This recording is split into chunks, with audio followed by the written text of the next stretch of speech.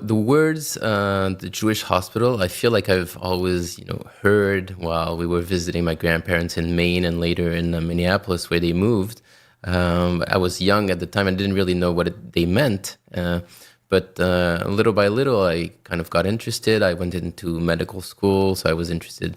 Well, I didn't have that much time, but I was always hearing these stories. So I was curious about this Jewish hospital. And one day, when I was already a doctor, I found a bunch of tapes in my grandmother's basement, VHS tapes that I brought back to France and got digitized.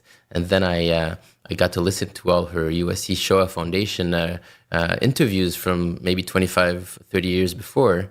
And I was just amazed with all these stories that I didn't know about of her growing up in this tiny village in Bavaria, in Ansbach, Germany, and being evicted from her house, and finally getting this job in the Jewish hospital and telling about these amazing experiences that she had. Very hard times, obviously, but just amazing stories that she didn't really talk about that much later in life.